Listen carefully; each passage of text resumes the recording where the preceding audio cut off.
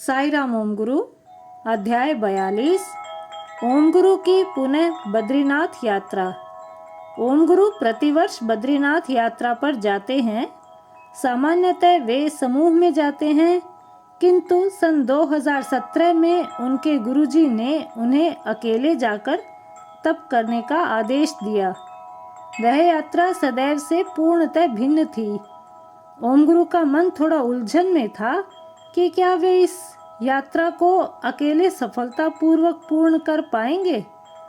हृदय में संकोच तथा संदेह घर करने लगा था कि क्या साधना को गंतव्य प्राप्त होगा। फिर अपने मन को दृढ़ करते हुए उन्होंने भगवान बाबा को याद किया। तभी उन्हें एहसास हुआ कि यह यात्रा भी स्वामी की इच्छा से ही है। उन्हें स्वामी का कथन स्मरण हो आया कि मेरे रहते तुम्हें क्या भय। इसी बात को ध्यान में रखकर ओम गुरु ने 15 जून 2017 को कोयंबटूर से दिल्ली और दिल्ली से हरिद्वार की ओर प्रस्थान कर अपनी यात्रा का शुभारंभ किया। हरिद्वार से वे अगले दिन बद्रीनाथ पहुंचे। वहां से वे कुट्रालम स्वामी जी की कुटिया में ठहरे। रात को भोजन के पश्चात जब ओम गुरु सैर करने के लिए बाहर आए तो उन्होंने पाया कि जलवायु में शीतलता के कारण उनके हाथों में तीव्र पीड़ा शुरू हो गई। वे इस कष्ट से मुक्ति पाने का उपाय सोचने लगे। 17 जून को एक संदेश उनकी प्रतीक्षा में था। उन्हें कुटिया के सारे बर्तन धोने का निर्देश मिला। वास्तव में इतनी सर्दी से अभ्यस्त होने के लिए यह एक उपचार था। ओम गुरु निरंतर इसी चिंतन में थे कि उन्हें बद्रीनाथ में रुकना चाहिए या वापस अपने घर लौट आना चाहिए। जहां उन्हें रुकना था वह नारायण पर्वत पर एक छोटी सी गुफा थी। अनिश्चित परिस्थितियों के साथ उन्हें अपनी साधना जारी रखनी थी। वे 3 दिनों तक इसी उधेड़-बुन में रहे। चौथे दिन भगवान बाबा की अनुकंपा हुई।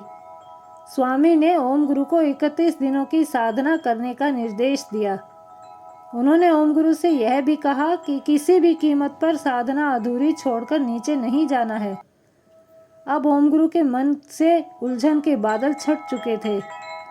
उन्होंने पूर्ण उत्साह एवं जोश के साथ अपनी साधना आरंभ की। उन्हें आपद बांधव भगवान पर अटल विश्वास था, इसलिए प्रसन्न मन से साधना को जारी रखा। अनेक महान योगी, साधु, तपस्वी आदि उनके निवास स्थान पर पधारने लगे। वे उन्हें आशीर्वाद देते। एक दिन ओम गुरु ऋषिगंगा नदी बहने वाले स्थान पर गए। यह एक जोखिम भरा स्थान है। यह नदी अनिश्चित स्थिति में पाई जाती है, अर्थात कब इसमें उफान आ जाए और कब यह शांत हो जाए, इसका अनुमान भी नहीं लगाया जा सकता।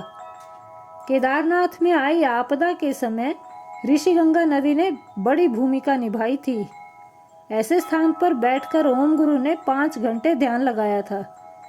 2 घंटे पश्चात उन्होंने आंखें खोलकर देखा कि थोड़ी दूर पर तोते जैसा एक पक्षी बैठा था। ओम गुरु ने देखा कि हर 15 मिनट में उस पक्षी का वर्ण परिवर्तित हो रहा था। उसने 30 तरह के भिन्न भिन्न रूप धारण किए। भगवान बाबा ने ओम गुरु को इस दृश्य को ध्यान पूर्वक देखने के लिए कहा। इस प्रकार देखते ही देखते शुक समान वह पक्षी एक हाथ के आकार का महर्षि अगस्त्य के समान प्रतीत हुआ।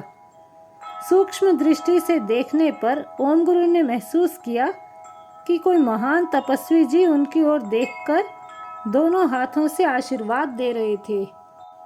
15 मिनट के अंतराल से 30 प्रकार के रूप लेते हुए वे स्वामी जी पुनः शुक में परिवर्तित हो गए। ओम गुरु को एक ऐसे अनुभवों का सौभाग्य प्राप्त हुआ।